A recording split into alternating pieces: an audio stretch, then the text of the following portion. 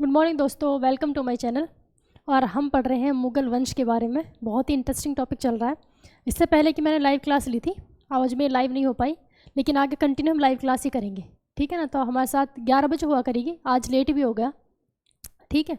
तो मुग़ल में हमने क्या क्या पढ़ा। सबसे पहले हम बाबर, है ना, मुग़ल के संस्थापक कौन? बाबर। बाबर के बाद हुमायूं, हुमायूं, अकबर, क्या हुआ सर,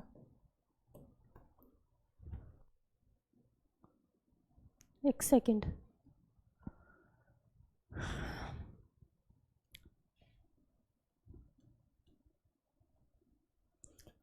अकबर, अकबर का बेटा जहांगीर, जहांगीर का बेटा शाहजहां, शाहजहां और शाहजहां का बेटा औरंगजेब, ठीक है, औरंगजेब।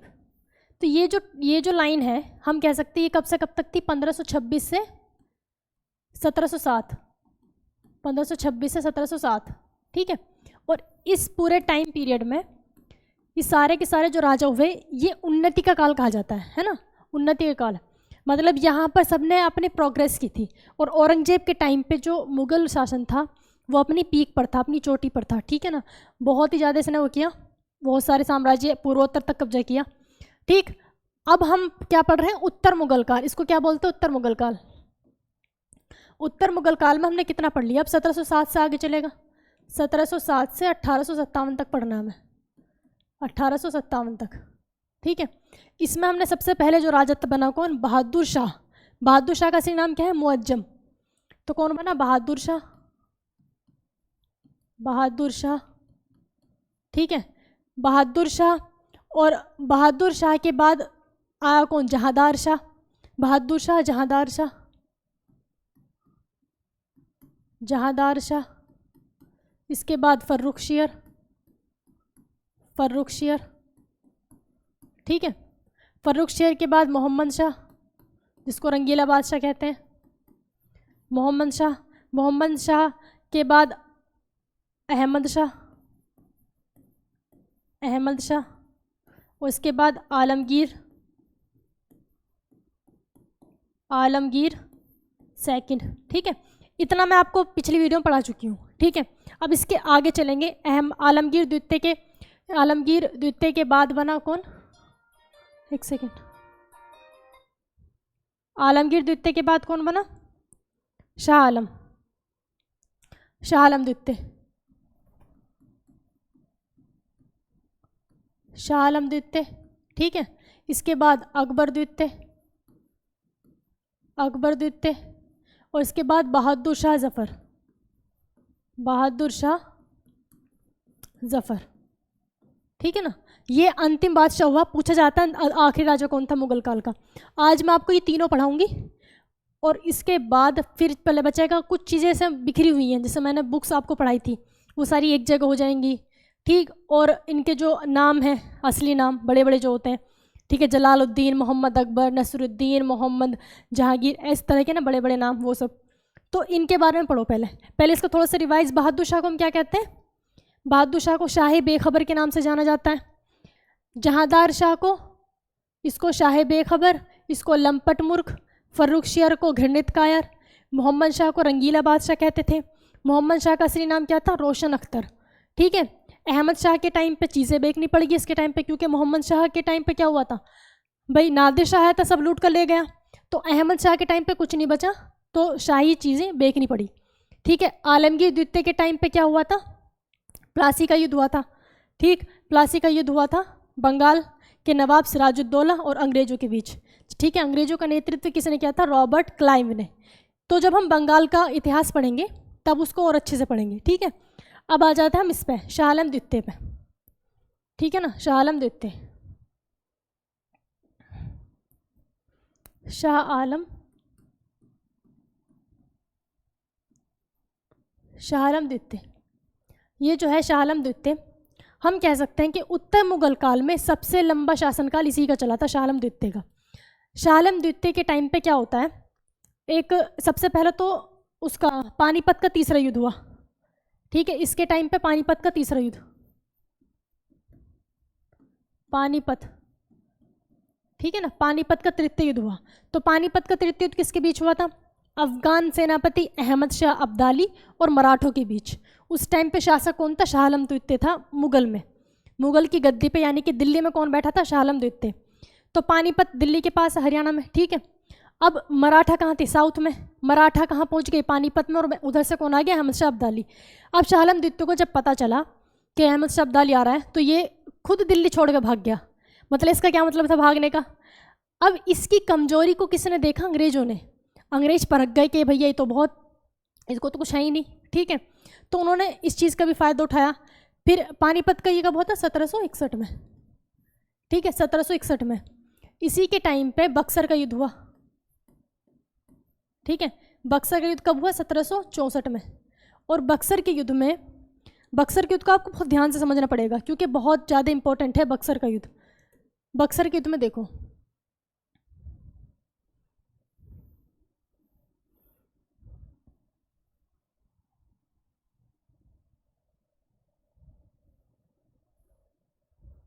ये ज़्यादा ऊपर तक हो गया ना, चलो कोई नहीं। बक्सर के युद्ध क्या हुआ देखो, सबसे पहले दिल्ली में कौन था? शाह आलम द्वितीय। दिल्ली में कौन? शाह आलम द्वितीय। और बक्सर के युद्ध कहाँ हुआ था? बंगाल के नवाब कौन था? मीर कासिम। बंगाल पर कब्जा हो चुका था प्लासी के युद्ध में। जब हम बंगाल का इतिहास पढ़ेंगे तब आपको सारी चीज़ें डिटेल में पता चल जाएगी, ठीक। प्लासी के युद्ध में क्या हुआ? सिराजुद्दौला को हरा दिया। उस सिराजुद्दौला को हराने के बाद बंगाल का जो शासन है मेनली किसके पास आ गया? अंग्रेजों के पास आ गया। लेकिन फाइनली लेकिन अभी भी वहाँ पर क्या नवाब बन रहा था, सिर्फ उनकी कठपुतली के लिए। तो बक्सर के युद्ध में इन्होंने जो यहाँ का नवाब था, बंगाल का नवाब कौन था? मीर कासिम।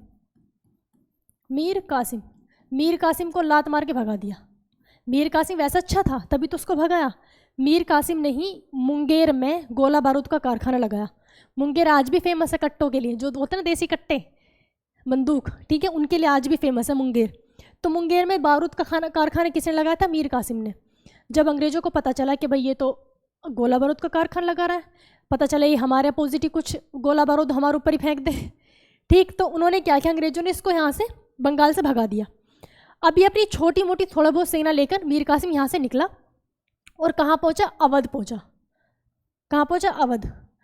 अवध आपको पता होगा मोहम्मद शाह रंगीला था। जब मोहम्मद शाह रंगीला के टाइम पे ही दोनों अलग हुए थे भाई, बंगाल भी अलग हुआ था, अवध भी अलग हुआ था, और तीसरा कौन? हैदराबाद अलग हुआ था, ठीक है, तीनों अलग हुए थे। जब ये तीनों अलग हो गए तो भैया वही है कि दोस्त दोस्त मतलब दुश्मन का दुश्मन दोस्त होते हैं, तो ये क्या थे? दोस्त थे, बंगाल वाले और अवध वाले, ठीक है। अब मीर कासिम कहाँ पहुँचा? अवध पहुँचा अपने दोस्त के पास। इसका दोस्त यहाँ पे कौन था उस टाइम पे? शुजाउद्दौला। कौन था? शुजाउद्दौला, ठीक है। अवध यानी कि लखनऊ, लखनऊ वाले एरिया क्या था? अवध। अवध में कौन था? शुजाउद्दौला।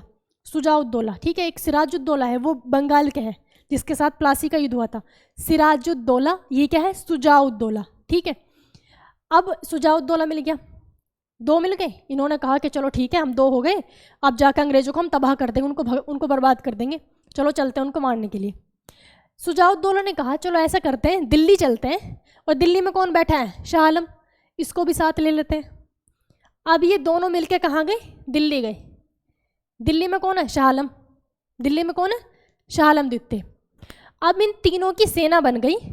इन तीनों की सेना को हम क्या कहेंगे? तिलगुट सेना। किसकी होगी? इसकी हो गई, इसकी हो गई, और मीर कासिम की हो गई। समझ आ रहा है? इसको क्या कहा हमने? तिलगुट सेना। तिलगुट सेना, ठीक। ये तिलगुट सेना लेकर, अपनी तीनों की सेना लेकर कहाँ पहुँचे? यहाँ पहुँचे, ठीक है, बंगाल की तरफ। तो बक्सर में पहुँचने के बाद बक्सर में इन्होंने अपनी सेना लगा दी, और उस तरफ से कौन नेतृत्व करा था अंग्रेज का? Hector Munro. कौन था? Hector Munro. हेक्टर मुनरो कौन था? अंग्रेजी सेनापति था। और उस टाइम पे बंगाल का गवर्नर कौन था? Robert Clive. बंगाल का गवर्नर कौन था? Robert Clive. और सेनापति कौन था? हेक्टर मुनरो, ठीक है। अब हेक्टर मुनरो से इनको लगा भाई हम तो तीन तीन लोग हैं, अंग्रेज अकेले हैं, जाके कर देंगे सबको बर्बाद। लेकिन इनको ये नहीं पता था कि अंग्रेजों के पास एडवांस टेक्नोलॉजी है, उनके पास बंदूकें थीं, और ये बेचारे तलवार लेकर गए थे, घोड़े तलवार, और उन्होंने बंदूक और गोले बरसा दिए। तो बंदूकों की आवाज़ सुन के जो बेचारे घोड़े हाथी थे वो भी बिदक गए। तो इन तीनों की सेना को ही किसने हरा दिया? हेक्टर मुनरो ने हरा दिया। और इस संधि के बाद मीर कासिम और सुजाउद्दौला ये तो निकल लिए, इन्होंने किसको पकड़ा? शाह आलम को। हेक्टर मुनरो ने, रॉबर्ट क्लाइव ने किसको पकड़ा? शाह आलम को, क्योंकि दिल्ली का था वो भाई, वो मुगल था, ठीक, मेन पावर थी फिर भी उनके पास थोड़ा बहुत जो भी था। शाह आलम को पकड़ा कि भाई चल ठीक है, ये आ गया, इसको तो हमने भगाया था, इसने अपने दोस्त को बुला लिया, ये भी ठीक है, तू बीच में टांग क्यों उड़ाया? तेरा क्या मतलब था? तो किसको पकड़ा? शाह आलम द्वितीय को। और इन्होंने 1765 में क्या किया? इलाहाबाद की संधि की। किसके साथ? शाह आलम द्वितीय के साथ इलाहाबाद की संधि, मोस्ट इंपॉर्टेंट, इलाहाबाद की संधि की, ठीक है ना। 1765 में क्या की? इलाहाबाद की संधि शाह आलम द्वितीय के साथ। और इस संधि के तहत क्या हुआ? इन्होंने कहा कि अब हम तुम्हें ना, तुम मुगल में शासन तो करोगे, ठीक है, लेकिन हम तुम्हें बंगाल, बिहार और उड़ीसा, क्या क्या? बंगाल, बिहार और उड़ीसा, ठीक है, बंगाल, बिहार, उड़ीसा, इन तीनों की क्या देते हैं? दीवानी। मतलब दीवानी तो हम लेंगे, यानी कि टैक्स का पैसा तो हम लेंगे, ठीक है। दीवानी किसकी? अंग्रेजों की। दीवानी किसकी? अंग्रेजों की। और प्रशासनिक व्यवस्था, मतलब वहाँ पे जो सड़क बननी है, सैलरी देनी है, जो प्रशासनिक व्यवस्था, वो किसकी? शाह आलम की। मुगल लिख देती हूँ, ठीक है, वो किसकी? शाह आलम की। कि प्रशासनिक व्यवस्था तो तुम देखोगे और दीवानी जितना टैक्स इकट्ठा होता है वो हमें ला कर दोगे, ठीक है, बदले में हम तुम्हें पेंशन देंगे, बदले में हम तुम्हें क्या देंगे? पेंशन देंगे, आराम से मस्त जियो पेंशन के ऊपर, तुम और कुछ नहीं करना, ठीक। तो बंगाल, बिहार, उड़ीसा की क्या दे दी शाह आलम द्वितीय को? प्रशासनिक व्यवस्था। और दीवानी किसने ले ली? अंग्रेजों ने ले ली। तो यहाँ से हम कह सकते हैं कि वो क्या हो गया? द्वैध शासन स्टार्ट हो गया। द्वैध शासन इसी को तो बोलेंगे, मतलब प्रशासनिक व्यवस्था किसी और के पास है, दीवानी किसी और के पास है, तो क्या हो गया? ड्वेल हो गया ना, द्वैध शासन हो गया। तो 1765 की इलाहाबाद की संधि से क्या हो गया? द्वैध शासन स्टार्ट हो गया, द्वैध शासन, ठीक, द्वैध शासन स्टार्ट हो गया।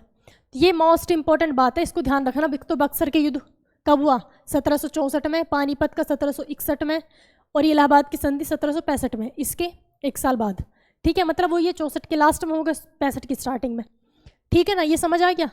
तो शाह आलम द्वितीय को क्या देने लगे? पेंशन देने लगे। अब इसके बाद जो अगला राजा बना, कौन बना? अकबर द्वितीय। अकबर द्वितीय जो अगला राजा बना, वो अंग्रेजों के संरक्षण में बनने वाला क्या था? पहला राजा था भाई। इसको जब ये राजा बना था तब थोड़ी ना पेंशन मिलती थी, तब तो अब ये स्वतंत्र था, ठीक है। लेकिन अब जब क्या हुआ, अब अंग्रेजों पेंशन इसको मिल रही है शाह आलम को, इसके बाद जो अगला राजा बनेगा उसको भी पेंशन मिलेगी, ठीक। तो अंग्रेजों के संरक्षण में राजा बनने वाला पहला मुगल शासक कौन था? अकबर द्वितीय। कौन था? अकबर द्वितीय, अकबर द्वितीय, ठीक, अकबर द्वितीय था। अकबर द्वितीय के टाइम पे क्या हुआ? अंग्रेजों ने पेंशन इसकी कम कर दी, क्योंकि उनका पहले से ये था कि डायरेक्ट ख़त्म नहीं करना, वो बहुत माइंडेड थे, बहुत आगे तक की सोचते थे, ठीक है, 100 साल आगे तक का प्लान लेकर चलते थे। उनका यही था कि स्टार्टिंग में क्या करो, सबको बिल्कुल अपने, वो कुछ करे ही नहीं, उनको अपने अधीन कर लो, उनको पेंशन के ऊपर रखो तो वो कुछ करेगा ही नहीं, ठीक, पेंशन के ऊपर को धीरे धीरे पेंशन कम कर दो, फिर ख़त्म कर दो, ठीक। तो लोग, जनता उसको जानेगी नहीं। जैसे क्या हुआ था, मराठा का जो आखिरी था, मराठा का जो आखिरी पेशवा थे को नाना साहेब को पेंशन दी, और पेंशन देके कहाँ से? महाराष्ट्र वाले एरिया में थे, वहाँ से कहाँ भेज दिया? कानपुर भेज दिया। अब पहली बात तो कि वो जब उस टाइम पे सोशल नेटवर्किंग तो थी नहीं, उस टाइम पे राजा या जो भी छोटे मोटे थे उनको सिर्फ अपने एरिया के लोग तो जानते थे। अब सोचो उनको कानपुर में जाने का कौन, ठीक, और प्लस उनको पेंशन मिल रही है, वैसे तो कुछ वो करेंगे नहीं। फिर धीरे धीरे उनकी पेंशन ख़त्म कर दी। तब नाना साहब ने कानपुर से 1857 क्रांति में भाग लिया। वैसे ही अकबर द्वितीय जब थे तो यहाँ पे पेंशन कम कर दी। तो इन्होंने क्या किया, अकबर द्वितीय ने राम मोहन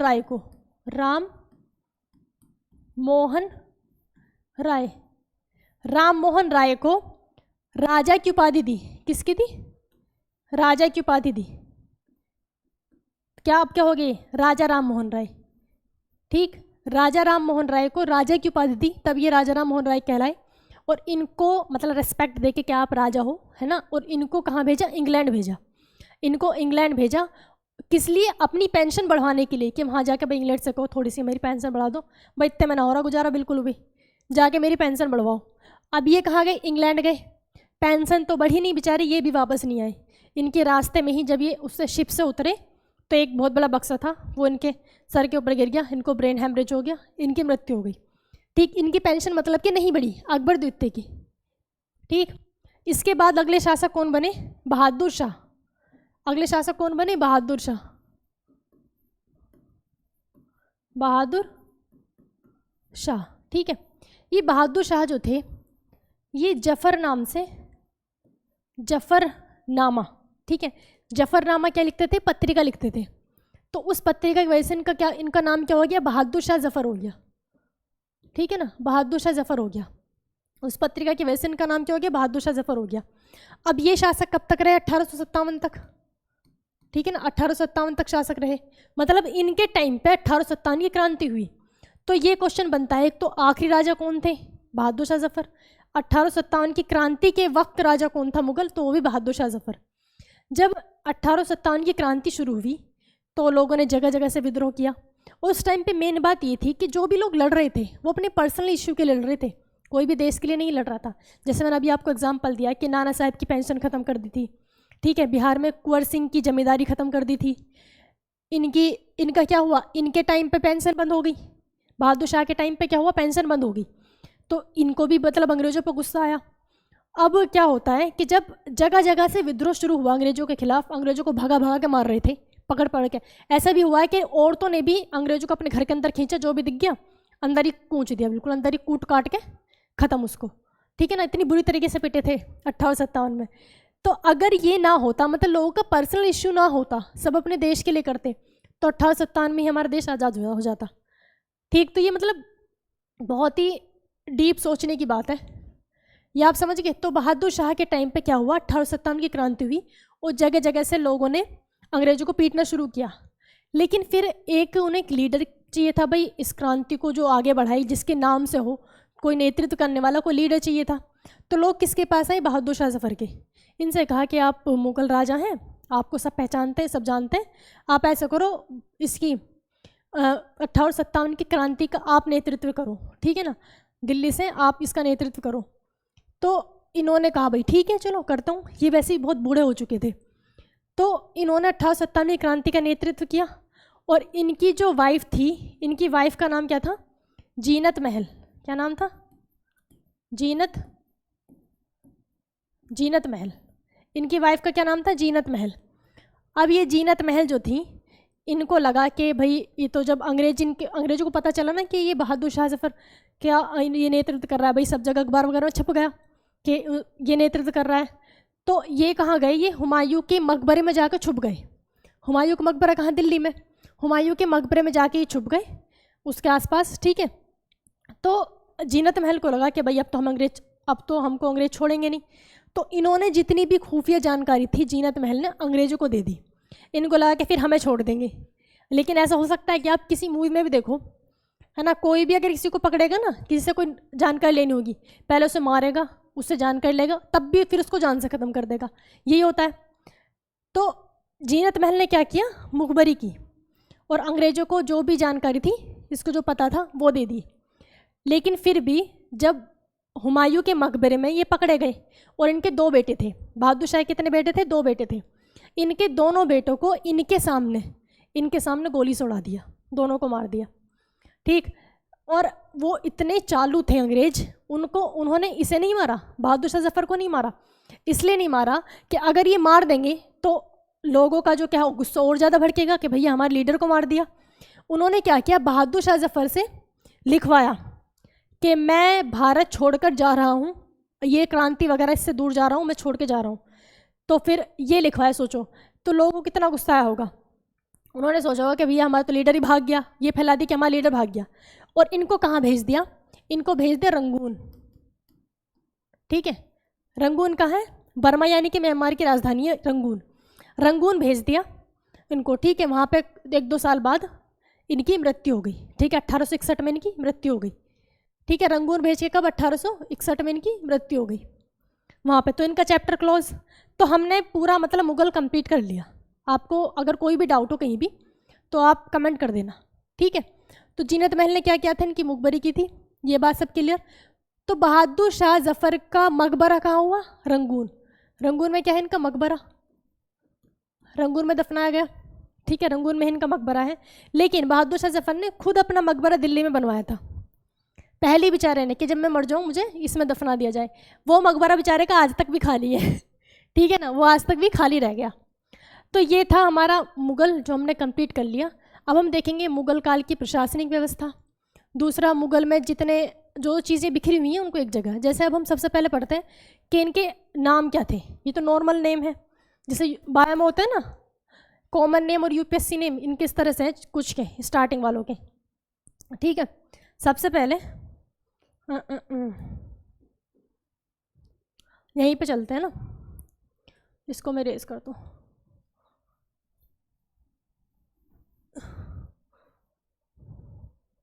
देखो, बाबर का असली नाम क्या था? जहीरुद्दीन।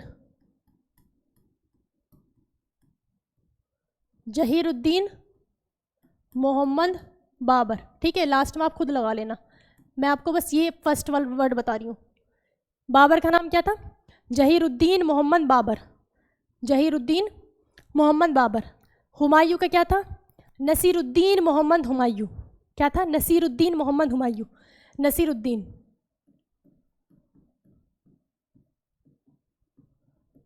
नसीरुद्दीन मोहम्मद हुमायूं। ठीक है, बाबर का जहीरुद्दीन मोहम्मद बाबर, हुमायूं का नसीरुद्दीन मोहम्मद हुमायूं। अकबर का तो सबको पता होगा, जलालुद्दीन मोहम्मद अकबर। जलालुद्दीन मोहम्मद अकबर। जलालुद्दीन मोहम्मद अकबर। जहांगीर का था नूरुद्दीन। नाम पूछ लेते हैं कभी कभी, हल्के मत लेना। नूरुद्दीन मोहम्मद जहांगीर। नूरुद्दीन मोहम्मद जहांगीर किसका था? जहांगीर का। नूरुद्दीन मोहम्मद जहांगीर। शाहजहां का क्या था? शिहाबुद्दीन। भाई सै से शाहजहां, सै से शिहाबुद्दीन। शिहाबुद्दीन मोहम्मद शाहजहां। शिहाबुद्दीन मोहम्मद शाहजहां। शाहजहां क्या था? शिहाबुद्दीन मोहम्मद शाहजहां। अब औरंगजेब का था मोइनुद्दीन। मोइनुद्दीन मोहम्मद औरंगजेब। औरंगजेब आलमगीर भी कहते हैं ना। क्या था? मोइनुद्दीन मोहम्मद औरंगजेब। इसके बाद दो और मैंने आपको बताए थे, एक तो किसका? मोहम्मद शाह का, मोहम्मद शाह जिसको रंगीला बादशाह कहते हैं, और एक बहादुर शाह का। एक किसका? बहादुर शाह। बहादुर शाह। बहादुर शाह। बहादुर शाह जफर तो दूसरा है, लास्ट वाला जो औरंगजेब के बाद बना, वो है बहादुर शाह। इसका नाम क्या था? मुअज्जम। इसका नाम क्या था? मुअज्जम। मुअज्जम। ठीक है, एक और मैंने आपको बताया मोहम्मद शाह। मोहम्मद शाह रंगीला। मोहम्मद शाह रंगीला। मोहम्मद शाह रंगीला का क्या था? मोहम्मद शाह रंगीला का रोशन अख्तर। रोशन अख्तर। ठीक है, मोहम्मद शाह रंगीला का क्या था? रोशन अख्तर। अच्छा, मोहम्मद शाह रंगीला ने ही क्या किया था? जजिया कर को कम्प्लीटली ख़त्म किया था। जजिया कर को कम्प्लीटली ख़त्म किया था। वैसे मैं जजिया कर आपको, जब मैंने मध्यकालीन भारत मिडिवल हिस्ट्री स्टार्ट की थी तभी मैंने आपको इसके बारे में बता दिया था, क्योंकि मोहम्मद बिन कासिम ने स्टार्ट किया था, तभी मैंने आपको सारी इसकी डिटेल बता दी थी। मोहम्मद शाह रंगीला ने कम्प्लीटली जजिया कर को ख़त्म किया था, क्योंकि इससे पहले औरंगजेब ने इसको दोबारा से शुरू कर दिया था। ठीक, औरंगजेब ने दोबारा से शुरू कर दिया था। शुरू किसने किया? मोहम्मद बिन कासिम ने। ठीक, फिरोज शाह तुगलक ने ब्राह्मणों पर भी लगा दिया। ठीक, क्योंकि उसने 5 लोगों को मुक्त रखा था, तो फिरोज शाह तुगलक ने ब्राह्मणों पर भी लगा दिया। अकबर ने कंप्लीट ख़त्म कर दिया। औरंगजेब आया, इसने फिर से लगा दिया। फाइनली ख़त्म किसने किया? मोहम्मद शाह ने। ठीक है, फाइनली मोहम्मद शाह रंगीला ने ख़त्म किया। तो ये हो गए इनके नाम। अब हम देखते हैं इनके मकबरे, किसका कहाँ कहाँ है मकबरा। इसका चाहो तो स्क्रीनशॉट ले लो, मकबरा देखते हैं अब हम, जिनको फिर मैं मिटा दूंगी। ठीक, अब इसके इनके मकबरे।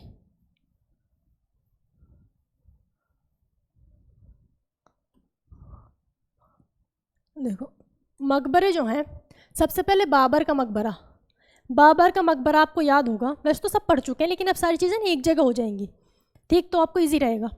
बाबर का मकबरा जो था स्टार्टिंग में कहाँ था? आगरा में। आगरा के आराम बाग में दफनाया गया था।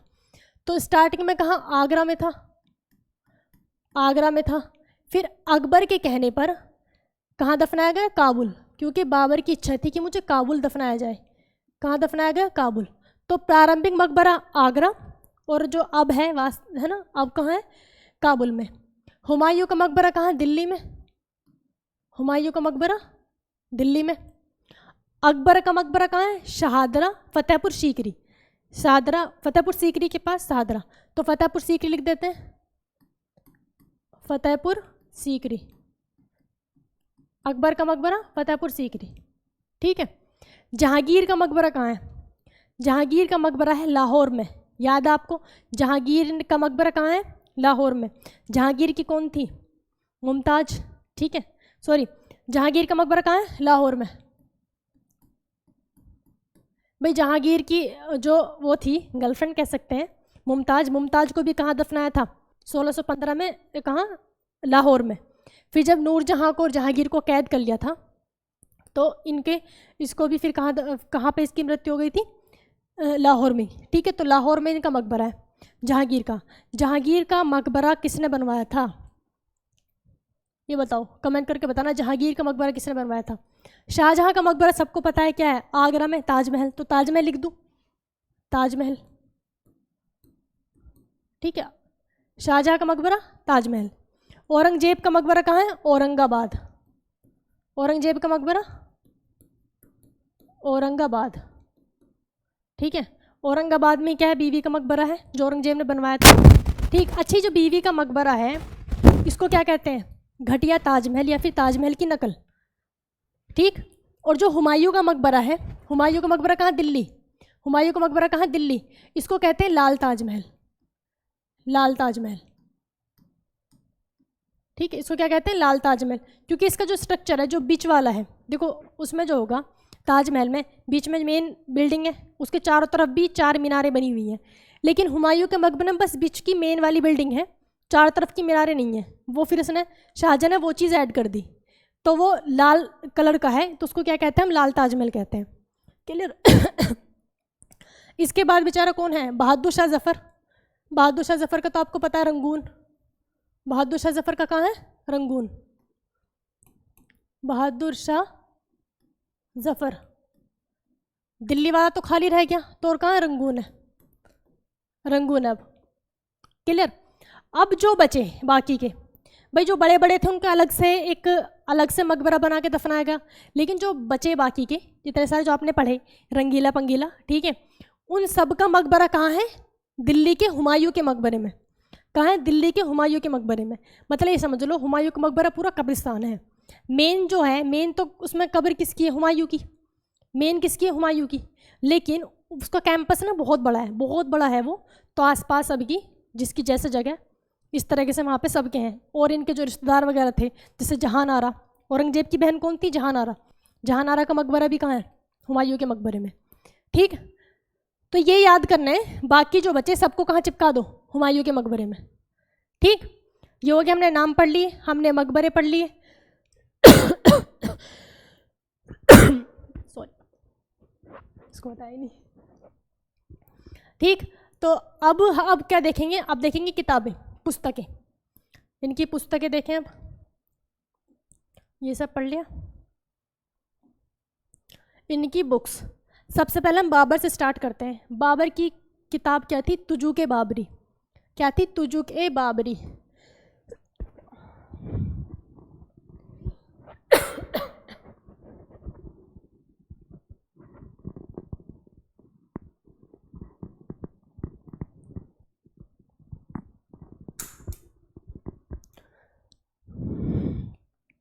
तुजुक ए बाबरी,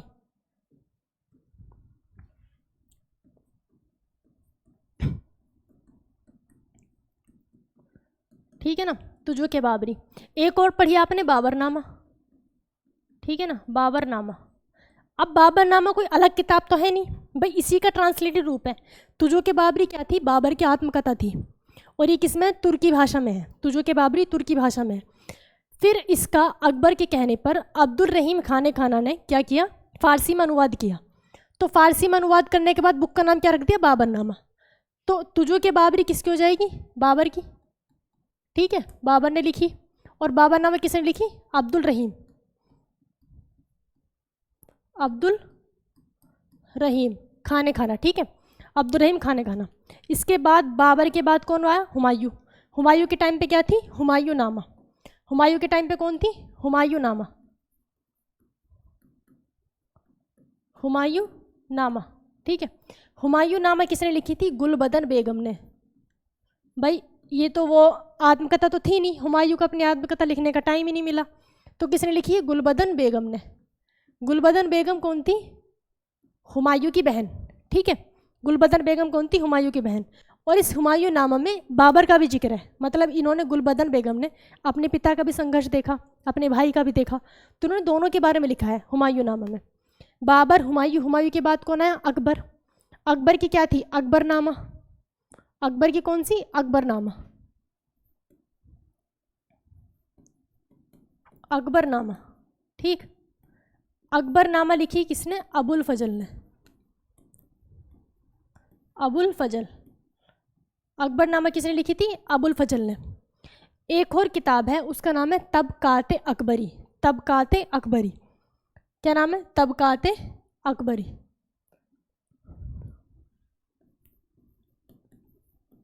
तबकाते अकबरी।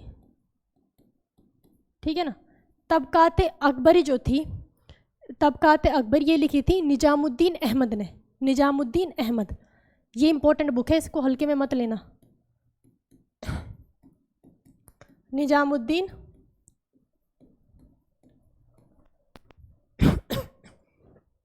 तबकात अकबरी किसने लिखी थी? निजामुद्दीन अहमद ने। मेरे गले में कुछ खराश सी हो रही है। ठीक है, ये जो बुक है तबकात अकबरी, इसमें सबसे लंबा इतिहास लिखा गया है जितना भी आपने मुगल की बुक्स पढ़ी हैं। इस तबकात अकबरी में दिल्ली सल्तनत से लेकर मुगल वंश तक टोटल इसमें लिखा गया है। ठीक है ना। किसने लिखा? निजामुद्दीन अहमद ने।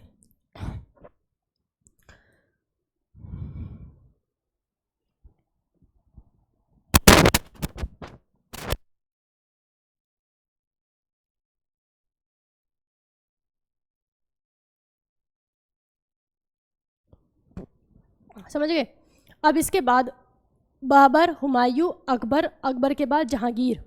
जहांगीर का क्या था? जहांगीर ने भी अपनी आत्मकथा लिखी थी। ठीक है, तुजू के जहांगीरी। क्या थी? तुजू के जहांगीरी। जहांगीर की आत्मकथा का नाम क्या था? तुजू के जहांगीरी। तुजुक ए जहांगीरी। तुजू के जहांगीरी। ये जो तुजू के जहांगीरी आत्मकथा थी, तो मतलब कि जहांगीर ने लिखी। ठीक है ना, जहांगीर ने लिखी, लेकिन इसको ये पूरी नहीं कर सका, और पूरी करने से पहले जहांगीर की मृत्यु हो गई। तो इसको बाकी पूरी किसने किया था? मोतमिद खान ने। किसने किया था? मोतमिद खान। ठीक है ना, पूरा किसने किया था? मोतमिद खान ने। क्लियर। बाबर, हुमायूं, अकबर, जहांगीर। जहांगीर के बाद कौन? शाहजहां। शाहजहां की बुक का नाम क्या था? शाहजहांनामा। कौन सी बुक थी? शाहजहांनामा। शाहजहां शाहजहांनामा। शाहजहांनामा लिखी थी इनायत खान ने। इनायत खान। शाहजहांनामा किसने लिखी थी? इनायत खान ने लिखी थी। ठीक, इसके बाद कौन बना राजा? औरंगजेब। इसके बाद राजा कौन बना? औरंगजेब। तो औरंगजेब के टाइम पे कोई ऐसी बुक थी नहीं। अब हम देखेंगे इसका कि ये तो समझ आ गया। ये बुक्स बहुत इंपॉर्टेंट है मुगल काल की। ठीक है, इसमें ये भी पूछ लेगा आपको, आप इसमें कंफ्यूज हो जाओगे कि तुजुक के बाबरी और बाबरनामा। एक बात तो ये समझो, जिसमें तुजुक लिख रहा है ना, ये भी तुजुक और ये भी तुजुक, ये आत्मकथा है। तो आत्मकथा है तो मतलब उसी ने लिखी है। ठीक, ऑटोबायोग्राफी तो खुद लिखते हैं, समझिए। और जीवनी, जीवनी कोई दूसरा लिखता है, आत्मकथा खुद लिखते हैं। ठीक, अब हम देखेंगे कि मुगल काल में बहुत सारी किताबों का फारसी में अनुवाद किया गया था। बहुत सारी किताबों का किस में? फारसी में अनुवाद किया गया था। अब वो सारी किताबें देखते हैं। तो फारसी में अनुवाद वाली देखते हैं, चलो।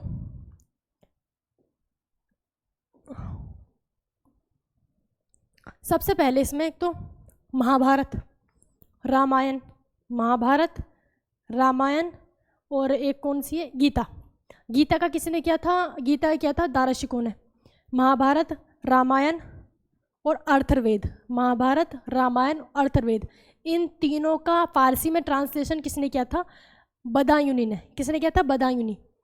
देखो महाभारत, ठीक है, और महाभारत और रामायण, रामायण और अर्थवेद, ठीक, इन तीनों का अनुवाद किसने किया था, बदायूनी ने, फारसी में अनुवाद।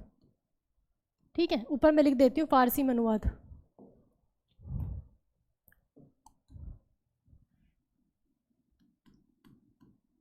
फारसी में अनुवाद, ठीक है। अब ये वाली जो बुक थी, क्या, कौन सी, महाभारत। महाभारत भाई सबसे बड़ा महाकाव्य है। तो महाभारत में, महाभारत को लिखने के लिए मतलब ये वाली बदायूनी की हेल्प की थी किसने, एक तो फैजी ने की थी और अबुल फजल ने, दोनों भाइयों ने। मतलब इसको ट्रांसलेट करने में हेल्प किसने की थी, फैजी, फैजी और अबुल फजल ने, फैजी और अबुल फजल, ठीक है। एक फैजी की मैंने जब आपको अकबर के नौरत्न में शामिल थी, तो अकबर के नौरत्न के टाइम पे ही आपको बताया था, फैजी ने 2 बुक्स का फारसी में अनुवाद किया है। वे कौन कौन सी थी, एक तो लीलावती, लीलावती, लीलावती गणित की बुक है, ठीक है, और दूसरी थी नल दमयंती, ये एक कविता है, नल दमयंती। इन दोनों का फारसी में अनुवाद किया था फैजी ने। किसने किया था, फैजी ने। लीलावती और नल दमयंती, लीलावती और नल दमयंती।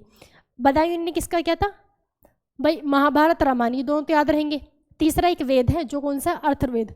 अर्थवेद हम इसको क्या कहते हैं, सबसे नया वेद, ठीक है ना, सबसे नया वेद कौन सा, अर्थवेद, चौथा वेद। क्लियर।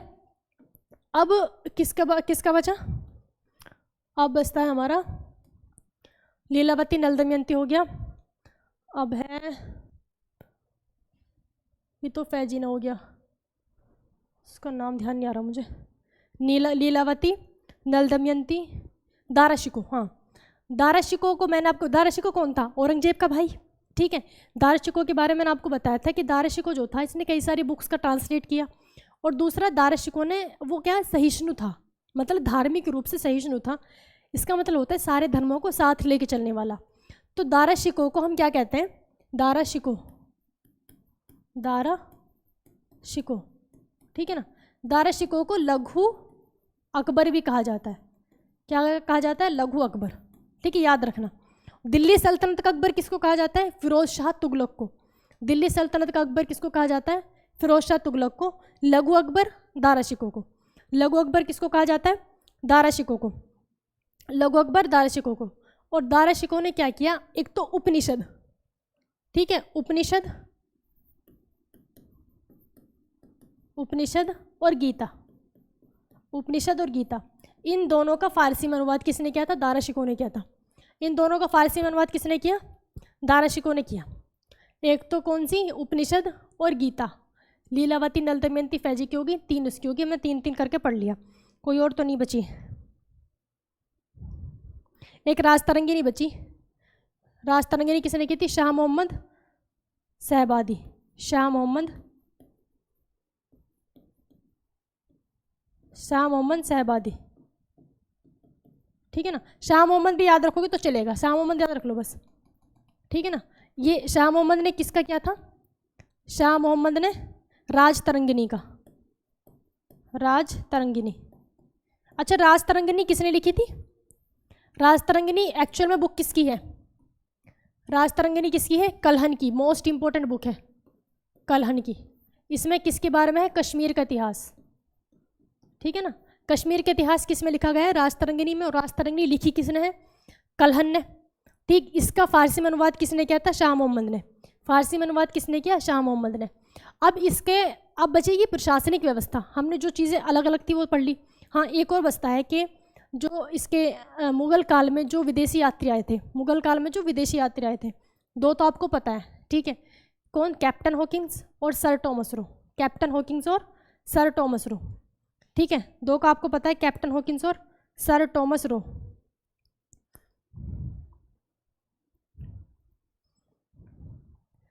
क्लियर ये? अब देखें क्या, विदेशी यात्री, विदेशी यात्री,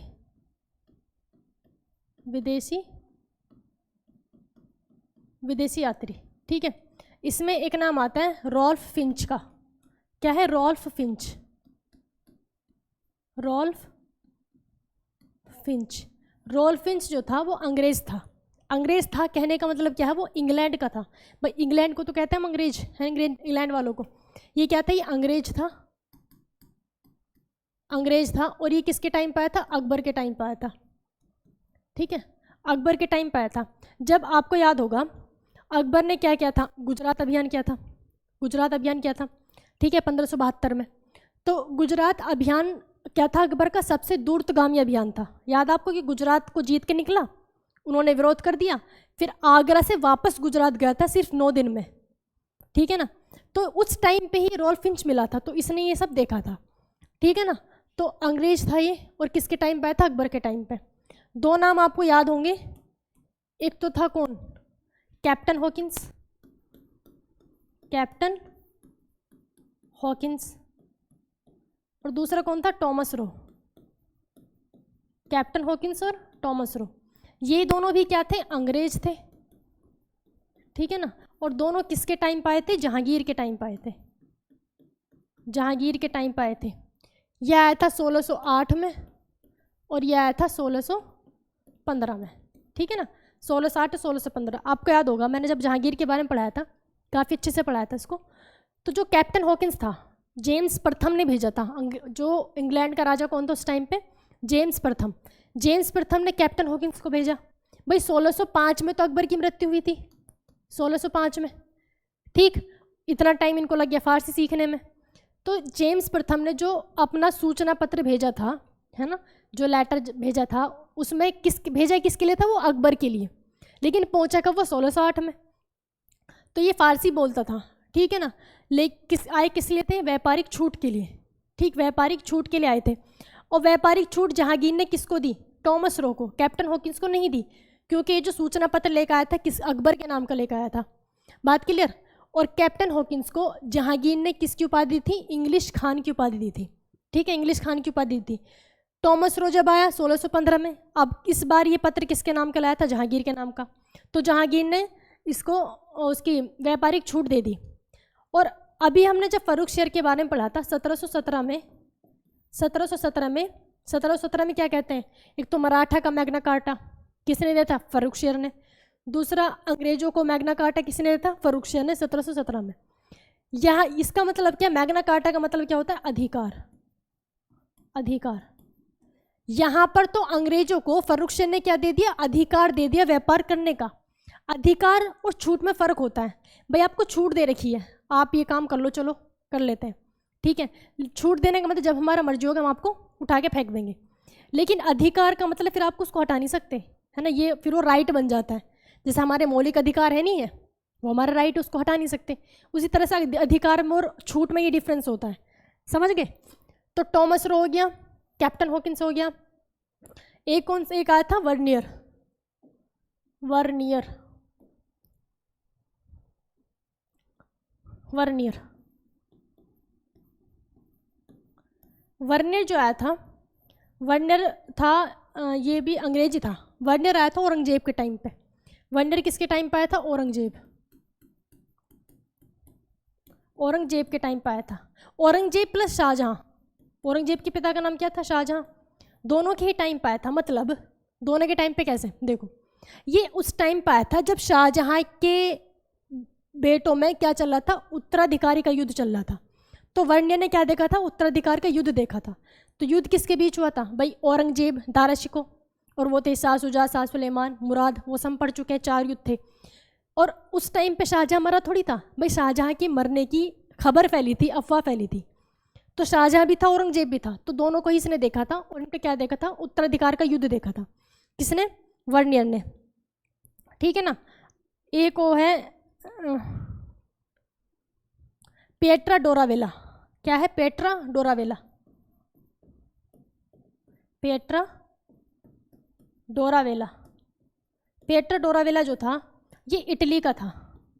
इटली, ये तो अंग्रेजी हो गया ना। पेट्रा डोरावेला कहाँ का था? इटली का था। और ये जहांगीर के टाइम पे आया था। जहांगीर के टाइम पे। अब जहांगीर के टाइम पे 3 हो गए, कैप्टन हॉकिंस, टॉमस रो और पेट्रा डोरावेला। पेट्रा डोरावेला कहाँ का था? इटली का था। पेट्रा डोरावेला कहाँ का था? इटली का था। एक दौर में देख लेती हूँ, शायद मैं वनडे मैंने आपको बता दिया।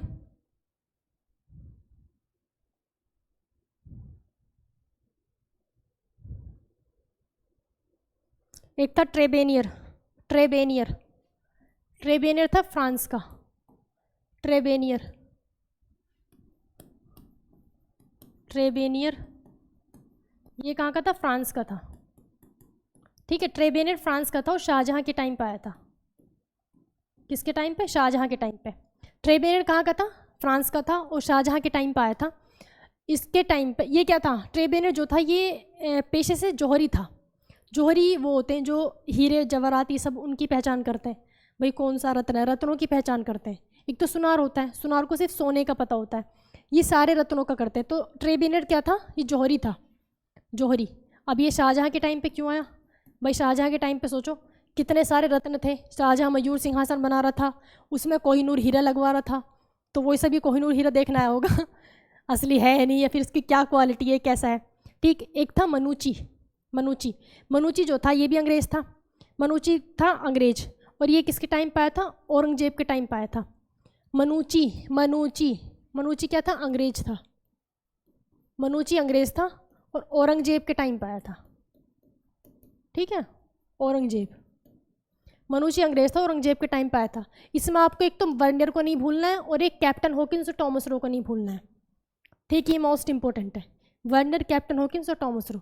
मनुची को भी ध्यान रख लेना। मनुची किसके टाइम पे आया था? ये औरंगजेब के टाइम पे आया था। क्लियर?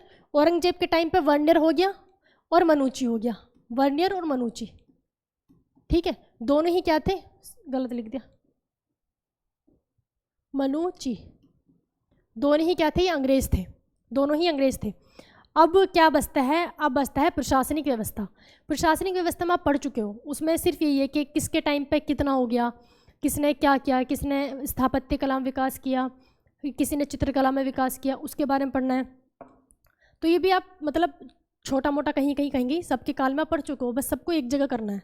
ये मैं आपको अगली वीडियो में पढ़ा दूंगी। और इसके साथ ही हम क्या शुरू करेंगे? मराठा। क्या शुरू करेंगे? मराठा। हमने अब हमारी मध्यकालीन भारत खत्म हो जाएगा। ठीक है, मध्यकालीन भारत में है ही क्या? देखो, मध्यकालीन भारत में दिल्ली सल्तनत है। भाई दिल्ली सल्तनत शुरू होता है, दिल्ली सल्तनत। दिल्ली सल्तनत में ही आपको याद होगा जब मोहम्मद बिन तुगलक था उसके टाइम पे विजयनगर अलग हुआ था और बहमनी अलग हुआ था। ठीक है, इसी जब ये सब चल रहा था इन्हीं के टाइम पे क्या शुरू हो गया था? भक्ति आंदोलन, है ना, भक्ति आंदोलन। दिल्ली सल्तनत के बाद हमने क्या पढ़ा? मुगल। मुगल, मुगल के टाइम पे 3 चीज़ें अलग हुई।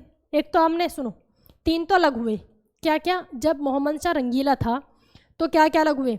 बंगाल, बंगाल, अवध और हैदराबाद। बंगाल, अवध और हैदराबाद। बंगाल को किसने अलग किया? मुर्शिद कुली खां। ठीक, और हैदराबाद को किसने किया? निजामुल मुल्क। हैदराबाद को किसने किया? निजामुल मुल्क। और क्या बचा? अवध। अवध को किसने अलग किया था? शहादत खान। किसने? शहादत खान। वो 3 अलग हुए, तो वो तीनों पढ़ने इसमें मुगल के बाद। एक तो क्या? बंगाल, अवध और हैदराबाद। हैदराबाद। इसी में मुगल के, इसी में आपने देखा था कि जब औरंगजेब था, औरंगजेब की लड़ाई किससे हुई थी?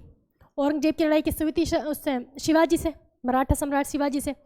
छत्रपति कहते हैं ना मराठा में, छत्रपति। तो मराठा छत्रपति कौन थे? शिवाजी। शिवाजी से लड़ाई हुई थी। 1665 की पुरंदर की संधि हुई थी। मतलब हमारा मराठा टॉपिक भी बचता है, तो मराठा पढ़ना है, मराठा। अब हमने ये सब तो पढ़ चुके हैं हम, हमारा क्या क्या बच रहा है?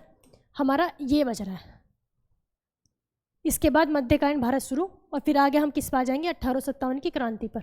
1857 की क्रांति मतलब कि मॉडर्न हिस्ट्री स्टार्ट। ठीक है, तो ये हमारी क्या है, डायरेक्शन है। ठीक है, थैंक यू दोस्तों, वीडियो को लाइक और शेयर जरूर कर दिया करो।